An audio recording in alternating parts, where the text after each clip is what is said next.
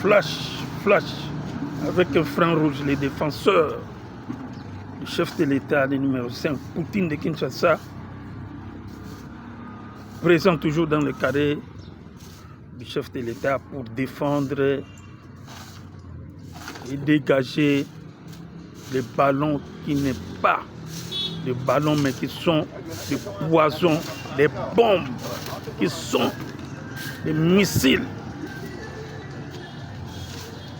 Excellence et bonjour. Fatou Béton, président de la RDC, le seul et l'unique chef de l'État que nous avons dans notre pays ici. Chers compatriotes, chers Congolais, excusez-moi, le chef de l'État, en tout cas, malgré nous les Congolais, et les M23, les impérialistes, les sanguinaires, ils disent que le président de la République, moi je suis content parce qu'il les appelle président de la République. Ils disent que le président de la République de la RDC a beaucoup voyagé, il a fait le tour du monde. Oui, c'est très bien. Mais il doit connaître quand même le monde. Ça, c'est la politique des techniciens. Et c'est comme ça que vous êtes découvert. Parce qu'il a beaucoup voyagé, il a fait le tour du monde et il continue encore de le faire. Parce que ce n'est pas encore atteint l'objectif. C'est ça notre objectif. La vision du chef de l'État agissante qui va nous donner la paix durable. Ce n'est pas encore fini. Il y a encore 100 voyages que le chef de l'État va faire encore. Aller jusqu'au fin fond. Donc, dans les limites de la planète. Il va aller jusque-là.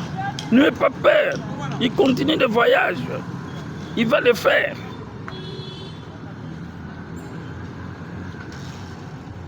Excellence, je vous encourage de continuer encore plus fort le voyage.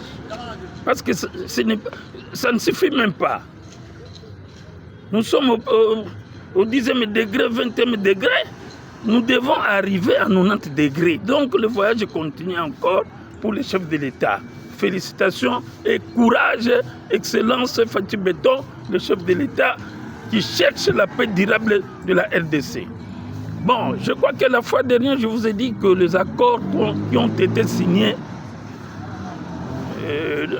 dans cette aventure, parce que moi, j'appelle ça aventure, parce que si ces pays-là, si ces responsables-là sont sérieux, moi je crois que ça ne peut pas prendre du temps comme ça, pris du temps comme ça là. Ça devrait être déjà signé et normalisé. Et les autres, les rebelles, devraient exécuter les décisions qui ont été signées.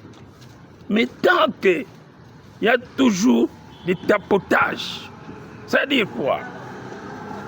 Tantôt plutôt, on va signer telle date, on va faire telle date. Non, le président Tshisekedi n'est pas deep. Le président Tshisekedi n'a pas un niveau bas. Il est un homme d'esprit, l'esprit des grands.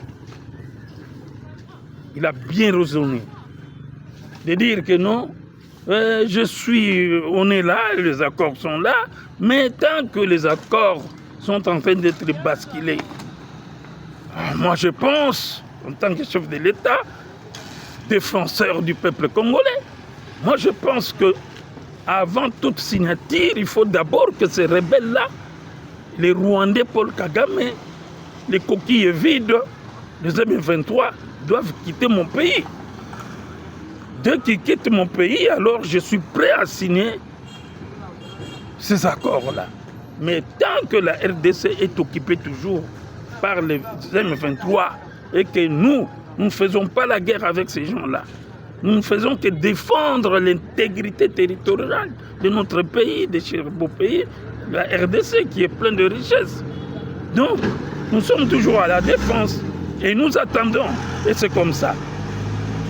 Les soi-disant aussi, les accords de Doha ici, qui va être signé. Moi, je crois que le président, le 15 décembre, il doit descendre aux États-Unis pour signer cet accord de paix et de l'économie, c'est l'économie du pays. Donc avec le petit Paul Kagame. Mais bon, c'est important qu'on puisse signer ça.